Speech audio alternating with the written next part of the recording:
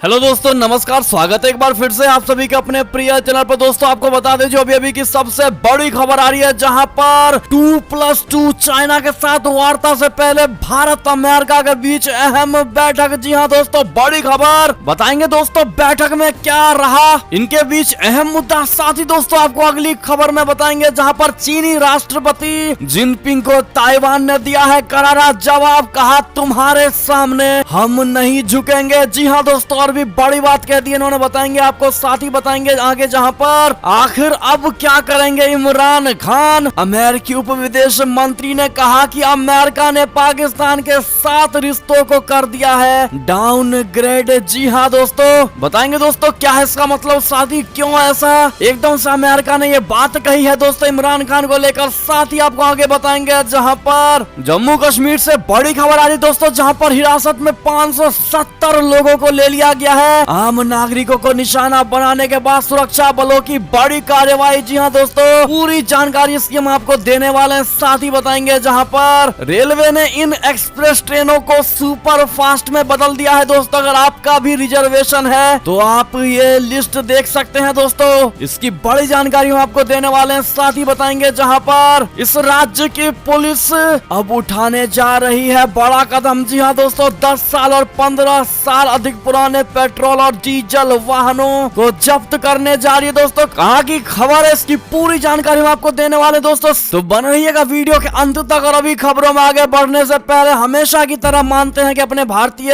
सेना में वो शौर्य, ताकत, बल, क्षमता, पराक्रम है जो किसी अन्य देश की सेना में नहीं है दोस्तों। साथ ही मोदी जी है तो हर चीज संभव है। तो फटाफट से इस वीडियो को भी कर दीजिए लाइक, चैनल को कर दीजिए सब्सक्राइब, बेल आइकन दबाइए, साथ ही कमेंट बॉक्स में लिख दीजिएगा जय हिंद। जी हाँ दोस्तों, तो बढ़ते हैं पहली और सबसे बड़ी खबर की तरफ, जहां पर 2+2 वार्ता से पहले भारत अमेरिका के बीच अहम बैठक, रक्षा सहयोग बढ़ाने पर हुई चर्चा। जी हां दोस्तों, भारत और अमेरिका ने मजबूत रक्षा साझेदारी और स्वतंत्र व खुले हिंद प्रशांत के लिए समान विचारधारा वाले भागीदारों के साथ सहयोग बढ़ाने के अवसरों पर चर्चा की है दोस्तों। अमेरिकी रक्षा मंत्रालय के मुख्यालय पेंटागन ने बताया कि दोनों देशों के अधिकारियों ने साल के अंत में होने वाली 2+2 वार्ता का आधार तैयार करने के लिए एक बैठक की है। शुक्रवार को बैठक में भारतीय रक्षा सचिव अजय कुमार और अमेरिका के अवर रक्षा मंत्री नीति कॉलिन कहल शामिल हुई। जी हाँ दोस्तों, पेंटागन ने कहा है कि अमेरिका और भारत की रक्षा नीति समूह की 16वीं बैठक ने 2+2 मंत्री स्तरीय वार्ता का आधार किया है। रक्षा मंत्रालय के प्रवक्ता लेफ्टिनेंट कर्नल एंटल टी सेमल राथ ने कहा कि वार्ता में द्विपक्षीय प्राथमिकताओं की महत्वाकांक्षी व्यवस्था को आगे बढ़ाया, जिनमें सूचना साझेदारी, समुद्री सहयोग, साजो सामान व रक्षा व्यापार शामिल है। जी हाँ दोस्तों, उन्होंने बताया है कि अमेरिकी और भारतीय अधिकारियों ने दक्षिण एशिया व हिंद महासागर क्षेत्र सहित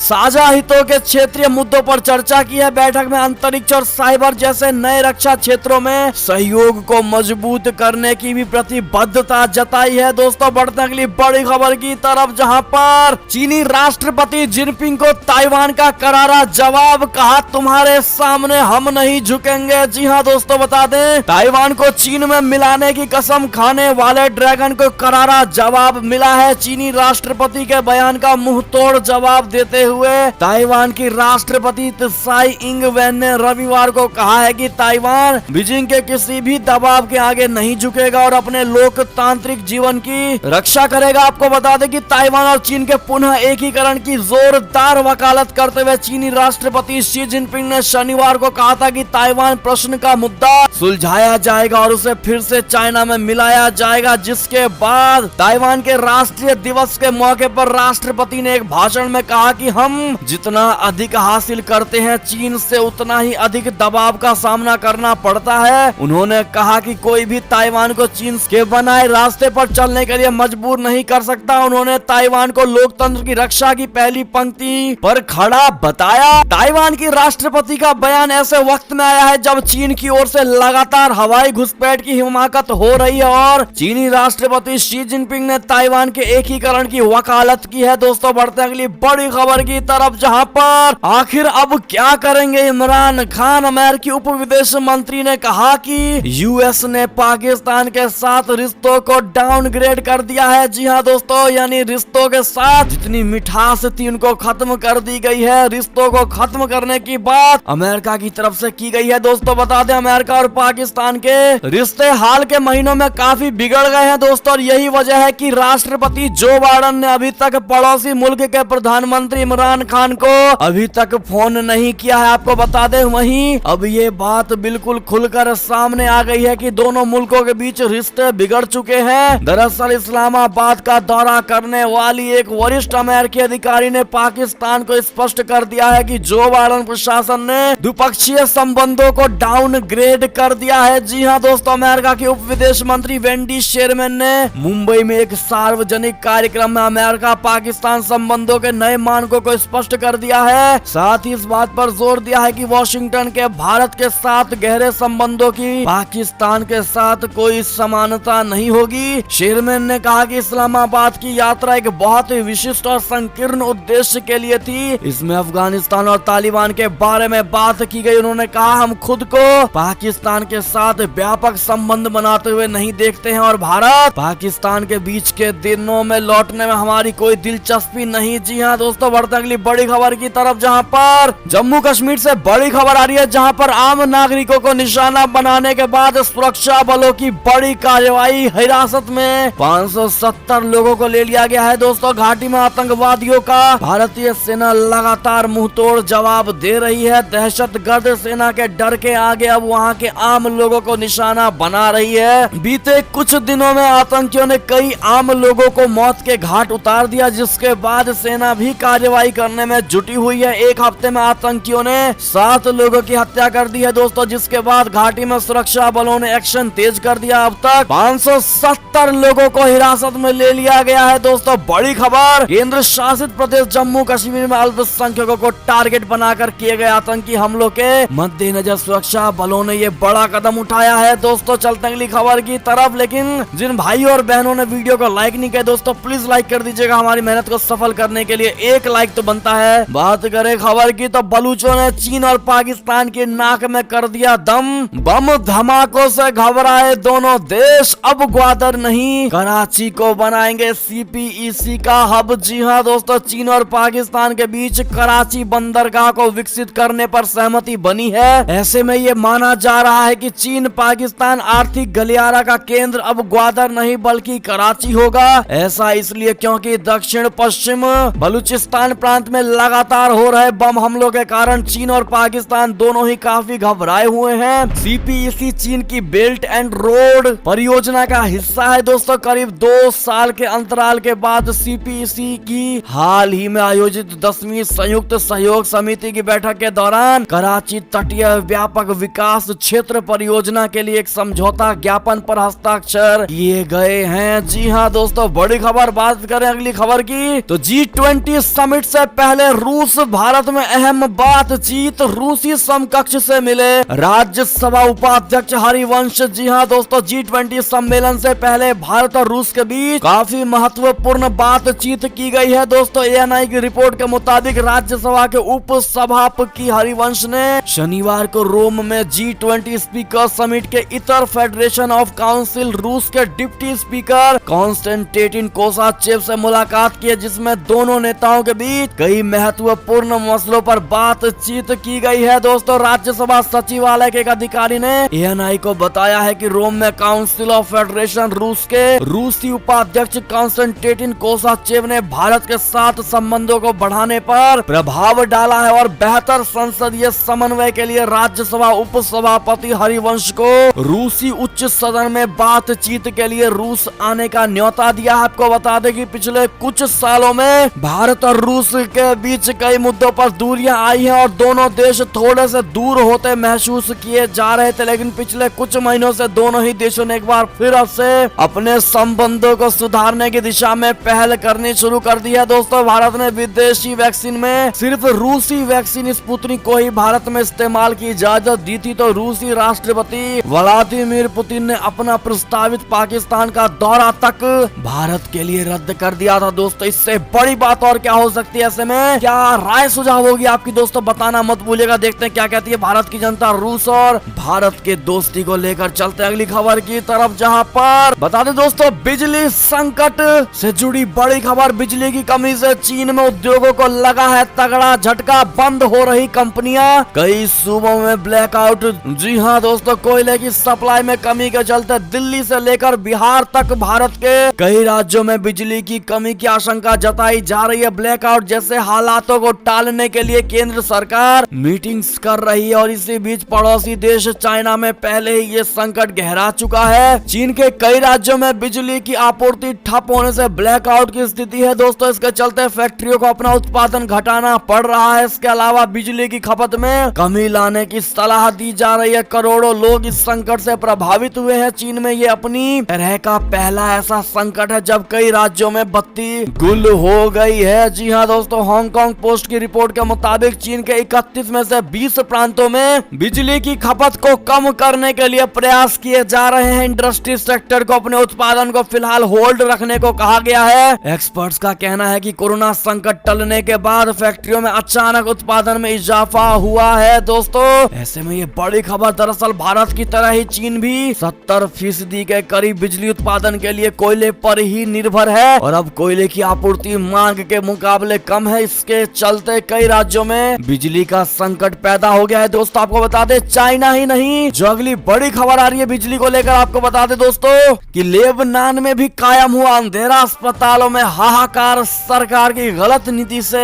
अभूतपूर्व बिजली संकट। बता दे, शाम होते ही लेबनान के शहर रोशनी में नहा जाया करते थे और अलग अलग रंग लेबनान की सुंदरता में चार चांद लगा देते थे, लेकिन अब लेबनान में पूरी तरह से अंधेरे का कब्जा हो चुका है। लेबनान के 2 मुख्य बिजली संयंत्रों में ईंधन की सप्लाई बंद होने के बाद देश में बिजली संकट काफी ज्यादा गहरा चुका और शाम में शहरों में सिर्फ अंधेरा ही अंधेरा देखा जा रहा है। लेबनान में बिजली संयंत्र बंद हो चुके हैं और बिजली का उत्पादन ठप पड़ चुका है दोस्तों। बड़ी खबर, ये भी एक बहुत बड़ा संकट है दोस्तों। ये अन्य देशों का भी हाल भारत की तरह ही थोड़ा बहुत होता नजर आ रहा है, क्योंकि भारत भी 80% कोयले पर ही निर्भर है। जी हाँ दोस्तों, क्या लगता है आपको, क्या सुझाव देना चाहेंगे आप भी अन्य देशों को और भारत को, बताना मत भूलिएगा। बढ़ते हैं अगली बड़ी खबर की तरफ, जहां पर रूस में 23 यात्रियों को लेकर जा रहा विमान हो गया है क्रैश, जिसमें 16 के मरने की आशंका। जी हाँ दोस्तों, पैराशूट ड्राइवर्स को ले जा रहा रूस का एक विमान रविवार को दुर्घटनाग्रस्त हो गया। इसमें कम से कम 16 लोगों के मरने की आशंका जताई जा रही है। विमान में कुल 23 लोग सवार थे।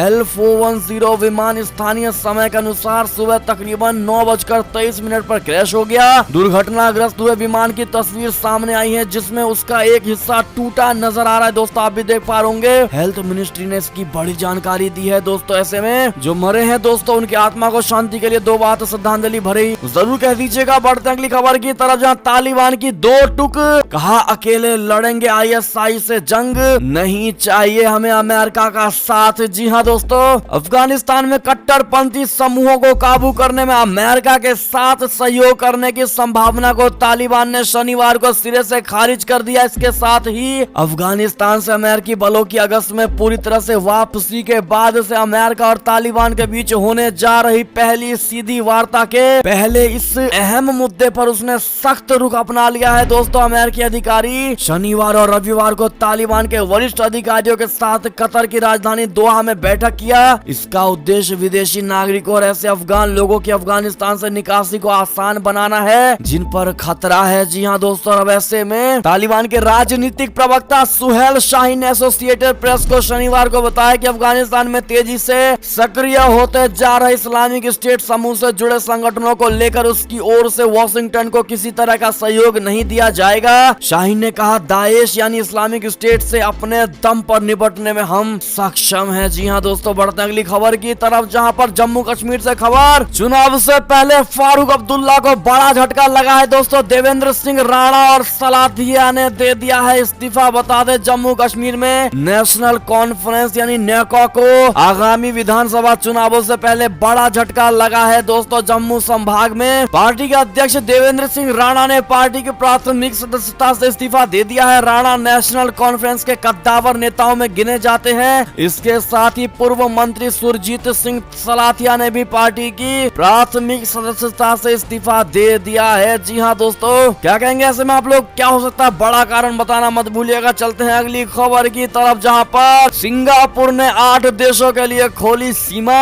लोगों को नहीं होना पड़ेगा अब क्वारंटाइन। जी हाँ दोस्तों, कोरोना महामारी के बीच 8 देशों के टीका लगवा चुके लोग सिंगापुर अब जा सकेंगे। दोस्तों, सिंगापुर सरकार ने बताया है कि ब्रिटेन, फ्रांस, स्पेन, अमेरिका समेत कुल 8 देशों के लिए फैसला किया गया। इन 8 देशों से आने वाले लोगों को क्वारंटाइन नहीं होना पड़ेगा, हालांकि कोरोना जांच बेहद जरूरी होगा। जी हाँ दोस्तों, बढ़ते अगली खबर की तरफ, जहां पाकिस्तान परमाणु कार्यक्रम के जनक डॉक्टर अब्दुल कादिर खान का निधन हो गया है। दोस्तों, इमरान खान ने ऐसे किया इनको याद। आपको पहले बता दें कि पाकिस्तान के प्रसिद्ध परमाणु वैज्ञानिक डॉक्टर अब्दुल कादिर खान का रविवार को 85 वर्ष की उम्र में निधन हो गया। डॉक्टर खान को पाकिस्तान के परमाणु कार्यक्रम का जनक माना जाता। उनकी तबीयत बिगड़ गई थी, जिसके बाद उन्हें खान रिसर्च लेबोरेटरीज अस्पताल में भर्ती कराया गया था। रविवार सुबह 7 बजे उन्होंने अस्पताल में ही आखिरी सांस ली। आपको बता दें दोस्तों कि अब्दुल कादिर खान का जन्म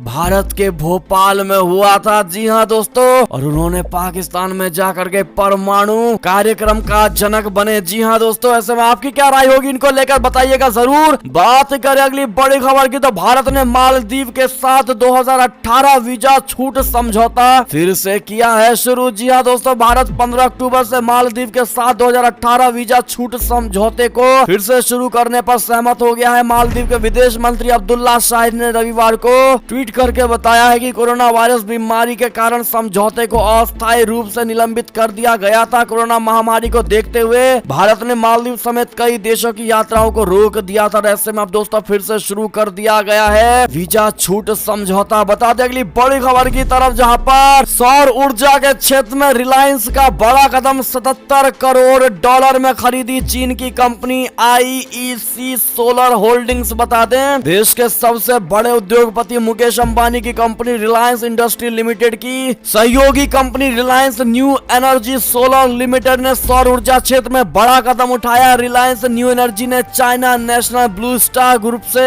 REC सोलर होल्डिंग्स AS यानी REC ग्रुप की 100% हिस्सेदारी को खरीद लिया है। सौदा 77.10 करोड़ डॉलर में हुआ। जी हाँ दोस्तों, इसके लिए congratulation to mister Mukesh Ambani कहना मत भूलिएगा। दोस्तों, बात करें अगली बड़ी खबर की, तो कारोबारी मनीष गुप्ता मर्डर केस में बड़ा एक्शन, 1 लाख के इनामी इंस्पेक्टर और SI गिरफ्तार। जी हाँ दोस्तों, यूपी के गोरखपुर में कानपुर के कारोबारी मनीष गुप्ता की कथित हत्या के मामले में रविवार को कार्यवाही तेज हो गई, जिससे पुलिस ने 2 आरोपी पुलिस कर्मियों को गिरफ्तार किया। इसमें से एक पुलिसकर्मी घटना के समय SI के पद पर तैनात था, जबकि दूसरा इंस्पेक्टर के पद पर था। दोस्तों, क्या कहना चाहेंगे आप लोग, ऐसे में बताइएगा जरूर। बढ़ते अगली खबर की तरफ, जहां रेलवे परिसर को साफ रखने के लिए यात्रियों को मिलेगा पीक दान। धब्बों की सफाई में खर्च होते हैं 1200 करोड़ रुपए। जी हाँ दोस्तों, रेलवे स्टेशनों पर यात्रियों के थूकने की एक बड़ी समस्या बनी हुई है। रेलवे प्रशासन की ओर से जुर्माने का प्रावधान किए जाने के बाद भी समस्या से अब तक निजात नहीं मिल सका है। बता दें, कोरोना महामारी के दौर में कड़े प्रावधानों के बावजूद रेलवे परिसरों में यात्रियों के सार्वजनिक रूप से थूकने की आदत में सुधार नहीं हुआ है। ऐसे में अब रेलवे परिसर की गंदगी से निपटने के लिए यात्रियों को पाउच वाला पीक दान मिलने की खबर सामने आ रही है। दोस्तों, आपको बता दें, मीडिया रिपोर्ट के अनुसार ये बताया गया कि भारतीय रेलवे अपने परिसरों में विशेष पान और तंबाकू खाने वालों द्वारा थूकने के कारण होने वाले दाग, धब्बों और निशानों को साफ करने के लिए सालाना लगभग 1200 करोड़ रुपए और बहुत सारा पानी खर्च करता है। जी हाँ दोस्तों, ऐसे में बहुत बड़ा कदम दोस्तों भारतीय रेलवे उठाने जा रही है। क्या आपके भी नजदीकी रेलवे स्टेशन पर दोस्तों यही हाल है? क्या वहाँ भी पीक पान तंबाकू के दाग है? दोस्तों, कमेंट में लिखकर जरूर बताइएगा। देखते हैं क्या हर रेलवे स्टेशन का यही हाल है दोस्तों। इसीलिए उस रेलवे स्टेशन का नाम जो आपके घर के करीब हो बताना मत भूलिएगा। दोस्तों, बढ़ते अगली बड़ी खबर की तरफ, जहां पर रेलवे ने इन एक्सप्रेस ट्रेनों को सुपर फास्ट में बदला है। दोस्तों, आपका भी अगर रिजर्वेशन है तो आप देख सकते हैं लिस्ट। आपको बता दें कि यात्रियों की सुविधा का ख्याल रखते हुए भारतीय रेलवे ने कुछ एक्सप्रेस ट्रेनों को सुपर फास्ट में बदल दिया है। सुपर फास्ट बनते ही इन ट्रेनों की स्पीड बढ़ जाएगी और सफर में स्टॉपेज भी कम हो जाएगा। ये बड़ा कदम रेलवे के साउथ सेंट्रल जोन ने उठाया है। दोस्तों, पहले से चल रही एक्सप्रेस ट्रेनों को ही सुपर फास्ट की श्रेणी में डाला गया है। दोस्तों, इसके साथ ही त्योहारी सीजन को देखते हुए साउथ सेंट्रल रेलवे ने अक्टूबर महीने से कुछ पैसेंजर ट्रेनों को एक्सप्रेस में बदलने का ऐलान भी किया। आप देख पा रहे होंगे दोस्तों, हमने लिस्ट दिखा दिया आपको जिन ट्रेनों को सुपर फास्ट किया है। आप दोस्तों ये 6 ट्रेन देख पा रहे होंगे। क्या आपका भी इनमें टिकट था? बताइएगा जरूर दोस्तों। बढ़ते अगली खबर की तरफ, जहां नोएडा में 10 साल से अधिक पुराने डीजल और 15 साल से ज्यादा पुराने पेट्रोल वाहन होंगे जब्त। ये प्रशासन का बड़ा प्लान है दोस्तों। गौतम बुद्ध नगर प्रशासन ने वायु प्रदूषण रोकने के लिए सुप्रीम कोर्ट के आदेश के अनुपालन में जिला पुलिस को 10 साल से अधिक पुराने डीजल वाहनों और 15 साल से अधिक पुराने पेट्रोल वाहनों को जब्त करने के लिए कहा है। जिला प्रशासन ने सुप्रीम कोर्ट के आदेश के अनुपालन में 10 साल से पुराने डीजल वाहनों और 15 साल से पुराने पेट्रोल वाहनों को जब्त करने के निर्देश दिए हैं और साथ में प्रदूषण नियंत्रण यानी पीयूसी मानदंडों पर कड़ी निगरानी रखने और सख्ती बरतने के लिए भी कहा गया है। दोस्तों कितने भाई बहन ऐसे हैं जो दिल्ली एनसीआर के आसपास के रहने वाले हैं? बताइएगा जरूर। बढ़ते अगली खबर की तरफ, जहां देश में जल्द शुरू होगा 6G नेटवर्क का ट्रायल। 5G से 50 गुना तेज होगी डाउनलोड की स्पीड। जी हाँ दोस्तों, सरकार ने देश में मोबाइल के 6G नेटवर्क के ट्रायल पर तैयारी शुरू कर दिया। टेलीकॉम विभाग ने इसके लिए सरकारी टेलीकॉम रिसर्च कंपनी C.DOT को जिम्मा दिया है। C.DOT को मोबाइल के 6G नेटवर्क पर काम शुरू करने का निर्देश दिया गया है। C.DOT को कहा गया है कि 6G से जुड़ी सभी तकनीकी संभावनाओं पर विचार किया जाए, समय पर यह काम पूरा करने का आदेश है ताकि दुनिया के बाजारों में 6G नेटवर्क के मामले में बड़ी कंपनियों के साथ मुकाबले किए जा सके। काम देर से शुरू होने पर भारत इस तकनीकी मुकाबले से बाहर हो सकता है। दोस्तों बड़ी खबर ऐसे में, अगर आप भी मानते हैं ये सब तभी संभव है अगर मोदी जी हैं तो आप भी एक बात कमेंट में जरूर लिखिएगा कि मोदी है तो मुमकिन है। दोस्तों 5G हम सही से देख नहीं पा रहे और 6G की बात चल रही है दोस्तों, जो कि भारत के लिए बड़े गर्व की बात है। जी हाँ, बात करें अगली खबर की तो अगले 24 घंटों में कई राज्यों में बदलेगा मौसम का मिजाज। IMD ने दिया बड़ा अपडेट। जी हाँ दोस्तों, देश में मौसम की आंख मिचौली जारी है। हालांकि भारत के कई राज्यों से मानसून विदा हो गया है, बावजूद इसके देश के कई प्रांत इस वक्त भारी बारिश से परेशान है। भारत मौसम विभाग का ताजा अपडेट कहता है कि एक चक्रवाती परिसंचरण पूर्व मध्य अरब सागर के ऊपर स्थित है, जिसके अगले 3 से 4 दिनों के दौरान प्रबल होने के आसार है, जिसके कारण अंडमान निकोबार और महाराष्ट्र में भारी बारिश के आसार नजर आ रहे हैं। तो मौसम विभाग का कहना है कि 12 से 14 अक्टूबर के बीच केरल और माहे में बहुत बारिश होगी दोस्तों, जमकर भारी बारिश जिसे कहते हैं घनी वाली होगी। और ऐसे में दोस्तों ये थी अब तक की सारी बड़ी खबरें। आपको हमारी खबरें कैसी लगी दोस्तों? आशा करता हूँ बहुत अच्छी लगी होगी। अगर थोड़ी भी अच्छी लगी है तो इस वीडियो को भी अपने भाई बंधुओं में व्हाट्सएप, फेसबुक, ट्विटर के जरिए पूरे भारत में शेयर करना बिल्कुल मत भूलिएगा दोस्तों। और अभी कर दीजिए इस वीडियो को लाइक, चैनल को कर दीजिए सब्सक्राइब, बेल आइकन दबाइए, साथ ही कमेंट बॉक्स में लिख दीजिएगा जय हिंद जय भारत। तो मिलते हैं आप अगली बड़ी खबर में, तब तक के लिए अपना ख्याल रखिएगा दोस्तों। बहुत बहुत धन्यवाद बने रहने के लिए, साथ देने के लिए। जय हिंद।